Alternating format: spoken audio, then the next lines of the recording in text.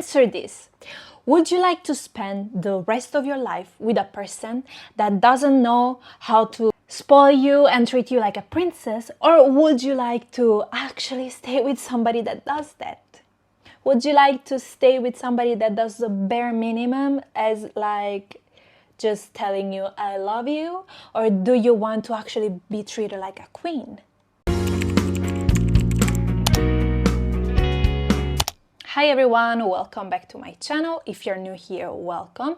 And if you're not subscribed yet, go hit that subscribe button so you don't miss any of my glow up episodes where we discuss everything about physical and mental growth. Today we're going to talk about how to detach from toxic people, toxic situations, conversations. But before starting, these are going to be today's topics. Let's dive right in. Detachment is one of the most powerful skills that you can learn for yourself. In my videos, I always talk about how environment, like our group of friends or family, what we hear, everything has an impact on us, everything influences us, right? Like for me right now, I don't have as many friends that I used to have before, because right now I'm very selective with the people I want to surround myself with, because I just want to be surrounded by positive people.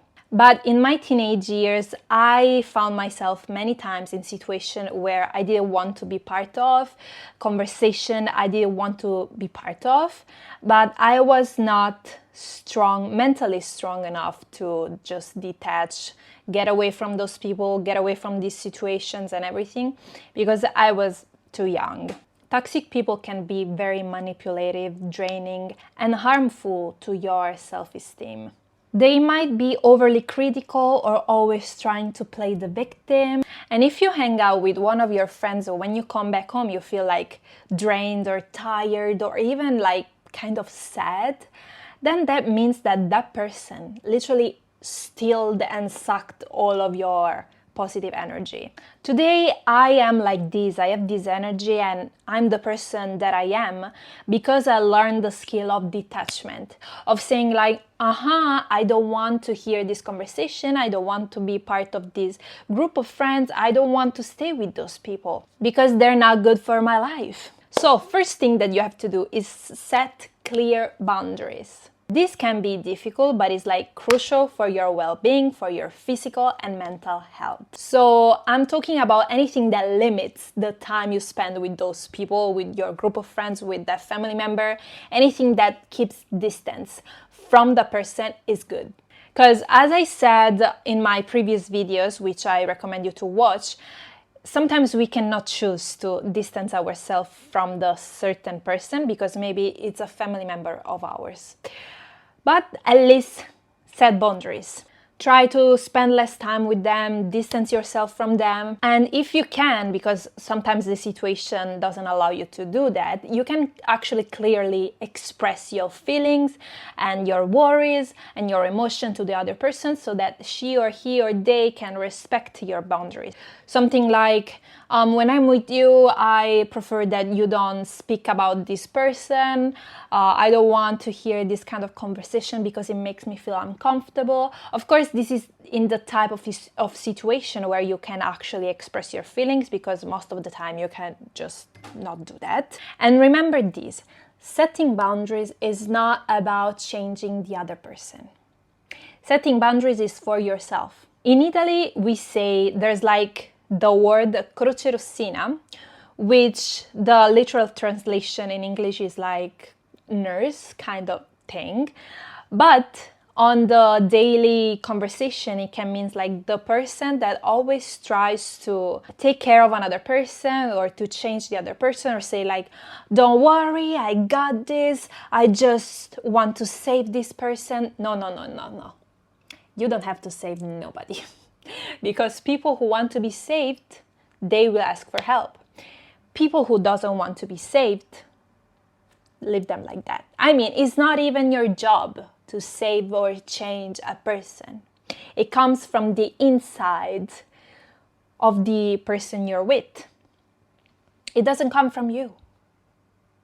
And in changing and trying to change or save the other person, you will ruin yourself.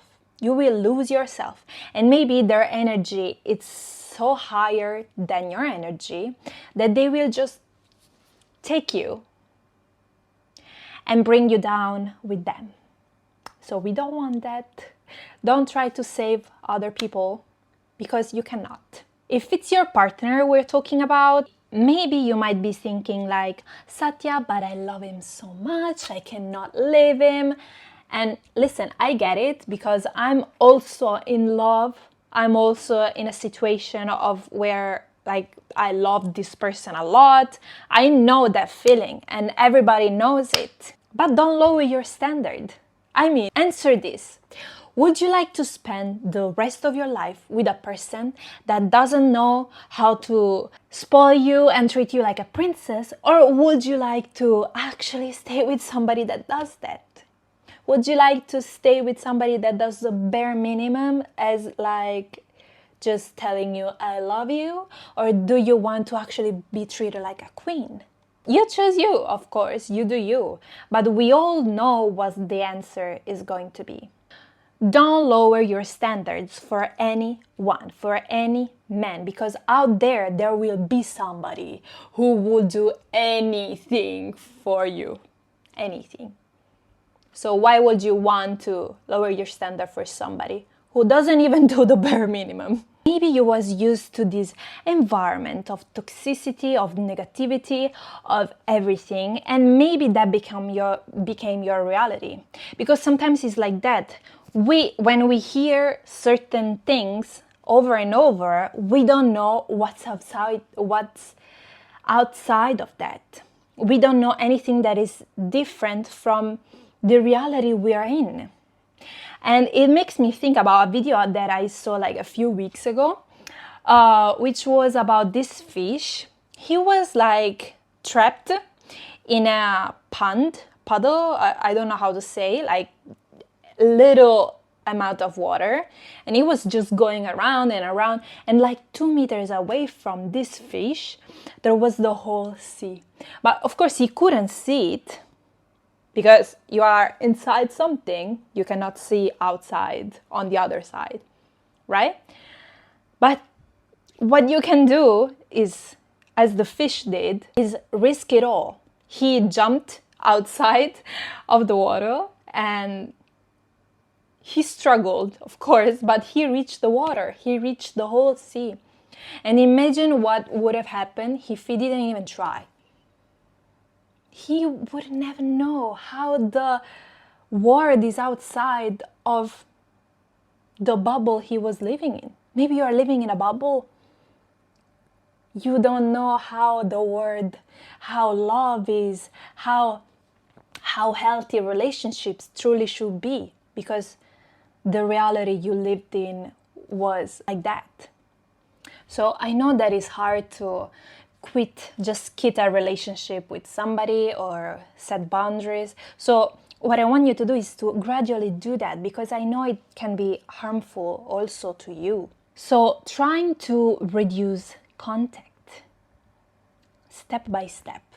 And this can be a gradual process. Start to minimize interaction with this other person or group of people. As I said, we are not talking about only like partners, we are also talking about family members and group of friends, and just taking a step back from the relationship. And this distance can give you the space to heal and actually reflect, if those are the kind of people you want to surround yourself with. So I want to tell you my experience. I will not mention names or who I'm talking about, but I had this experience with this person.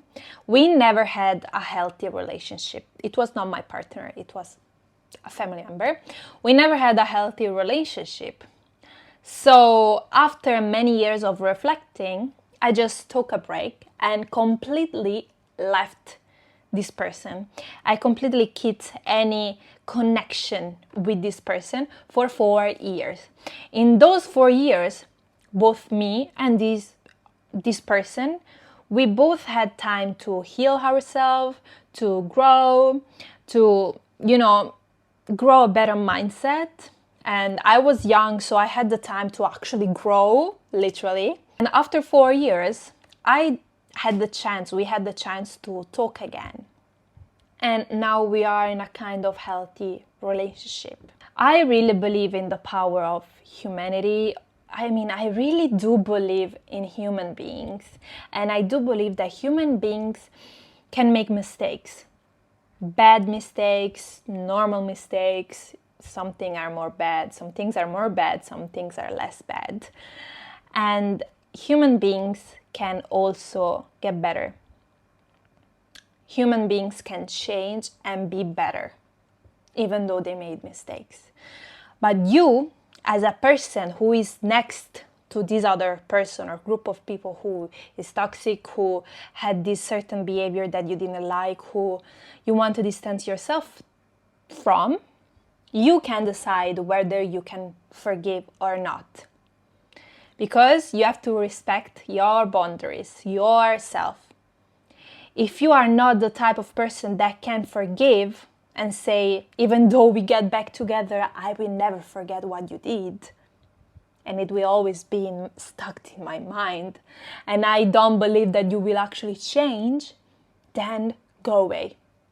Literally go away, run away. So sometimes distance can heal relationships, and sometimes it can actually make you understand that you want to be away from this person. So I feel like detachment is an act of self-love, of truly understanding your needs, of truly listening like your inner self, your point of view, of truly growing and becoming a better person.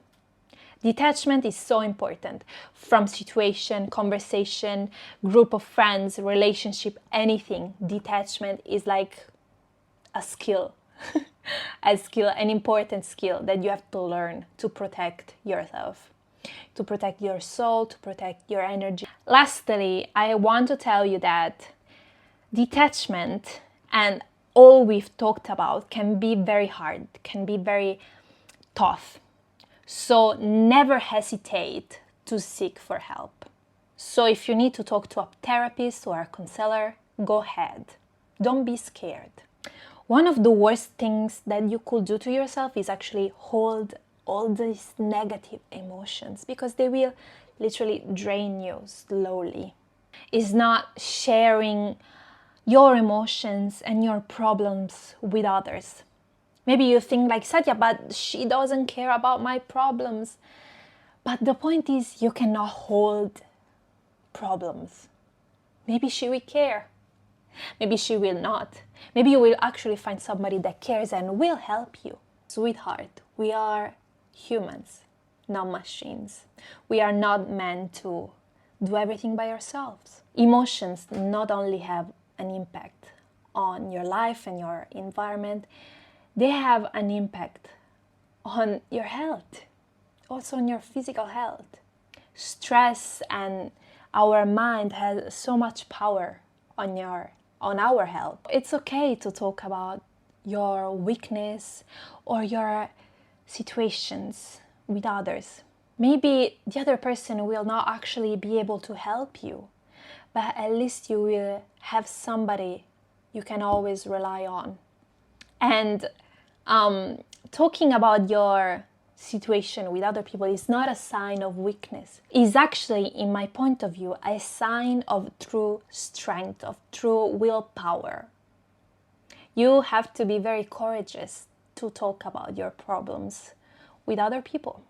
Finally, focus on self-care. And I always repeat this in my Glow Up episodes videos, because self-care is so important in every situation.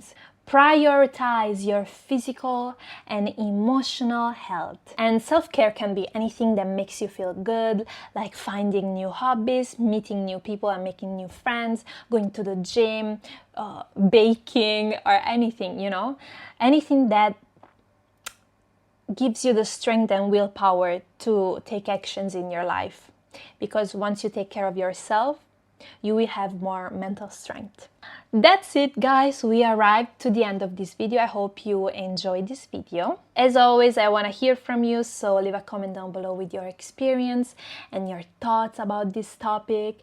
And I always read all of my followers' comment, and I always try to answer to all of them.